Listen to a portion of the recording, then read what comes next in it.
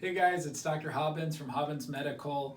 Wanted to get back to our educational video series today and talk about atherosclerosis or hardening of the arteries. Recently, we've had a couple patients who've had some stents put into their heart, including a couple that had 99% blockages. And one of these patients asked me a good question, which was, how did this happen to me? Why did this happen to me? And the answer is because of atherosclerosis. And when it occurs in the coronary arteries that give the blood flow to the heart, it can cause a heart attack. When it occurs in the brain, it can cause strokes. When this occurs in the kidneys, it can cause chronic kidney disease. So it's really about blood flow. For the lecture, I want you to have this mindset of like it's basically plumbing. That is what we're looking at, and it's like a pipe that gets clogged. So we're going to talk a little bit about atherosclerosis. This is a blood vessel, and just to give it like a little bit of perspective, this is it shown in cross section, but think of it as a pipe, okay? So it's carrying water. We're just looking at it like it's been cut open. There are 6 main risk factors for developing atherosclerosis. 2 of them are non-modifiable and 4 are modifiable. So the 2 non-modifiable risk factors are age. Men acquire a risk factor for hardening of the arteries at age 55, women at age 65. The second risk factor is family history of atherosclerosis. And usually when we're talking with patients, we're asking them, do you have a family history of heart attack or stroke? So if you're trying to figure out your own risk, you'd be thinking, do I have a first-degree family member, a parent or sibling that has had a heart attack or stroke, a man under age 55, 55 or younger, or a woman 65 or younger? So your age and your family history, you can't modify, you can't change that. You're kind of stuck with what it is there. But there are 4 things that you can modify. That would be your blood pressure, your blood sugar or diabetes, cholesterol, and whether or not you smoke. So we know that there are certain things that are hard on the wall of the arteries, and they'll create damage in these areas. Too high of blood pressure is hard on the walls of the arteries. Sugar, okay, little specks of sugar floating around, is very abrasive and hard on the wall of the arteries, can cause damage. Cholesterol can promote this process, and then some of the toxins from cigarette smoke can also create this damage. And what begins to happen then is your cholesterol. We all have cholesterol. It's floating around in the bloodstream. It will find these damaged spots and it will sneak its way in there. And you will wind up with some cholesterol in the wall of the artery. When the cholesterol is deposited here, your immune system discovers it and says, hey, you shouldn't be here. And it creates a lot of inflammation to try to remove it or attack it or kill it. This will create inflammation in the surface of the blood vessel. Okay? And then what happens from there is we also have these platelets floating around.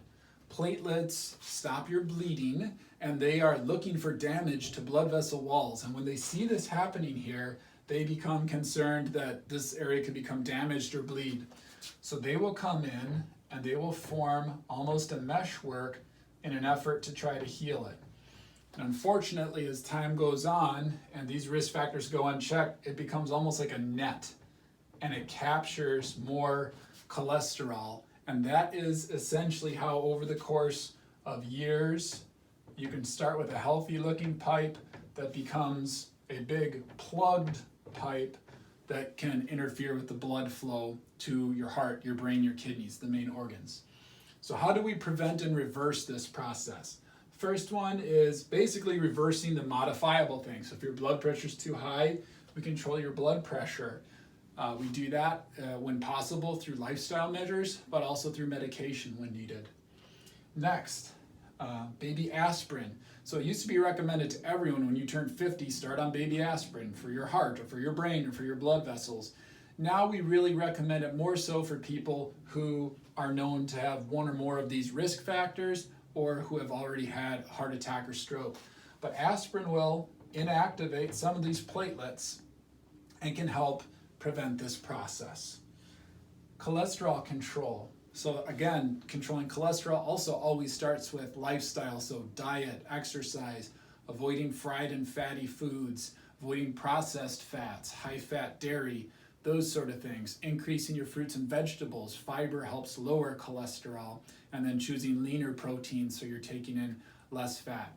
So controlling the cholesterol. We also will sometimes use medication when it's warranted, and the most common medicine used are statin medications. This would be like Lipitor, Crestor, Zocor. Interestingly, we know that those medicines will pick off some of the cholesterol floating around in your bloodstream. But for example, Crestor has been shown to actually go inside some of these blockages and pick off some of the cholesterol inside the blockages, and it can actually reduce the thickness of the blockage. Statin medications also have what's called a plaque stabilizing effect. So if you have the start of this process and it's like a net that's catching everything floating through, cholesterol medications can smooth this over. So now the normal debris and stuff that floats around in your bloodstream is less likely to stick.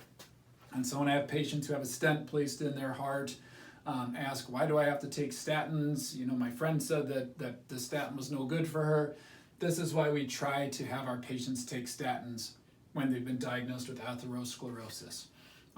You know, the risks and benefits, advantages, disadvantages of statins is a whole different lecture to itself, but we know it can reduce the cholesterol in the bloodstream. We know that it can actually shrink blockages, and we know that it also has a plaque stabilizing effect. Okay. Controlling blood sugar. So again, going back to the blood glucose level, that can be done through diet, exercise, medication. Exercise. Exercise will increase the efficiency and the elasticity of this whole system. And it helps kind of, you can think of it as almost softening the arteries more so. It makes it more flexible and pliable, more efficient, so that, and it can help affect the other risk factors. So exercise is hugely important in treating and preventing atherosclerosis. And then we also know stress. Stress is a biggie. When we're under stress, our body releases stress hormones like cortisol and adrenaline. Those things can raise blood pressure. They can actually even increase how much fluid is in here. And again, it's just hard on the wall. And when the wall has problems, that's where blockages begin to form. So I hope that you enjoyed this lecture on atherosclerosis. Again, the main things that you can't control are your family history and your age. So if you do have a family history, or you're a man over 55, a woman over 65, you should probably be thinking hard about these other factors. These are all things that your primary care doctor should be checking you for regularly and helping you control if you have any of these levels that are out of check. So I hope you enjoyed this. If there's topics you'd like to see us address, please leave them in the comments below. And we'll try to be back with another educational video soon. If you're curious to learn more about direct primary care, please visit our webpage. It's hobbinsmedical.com. Have a great weekend, everyone. Thanks so much.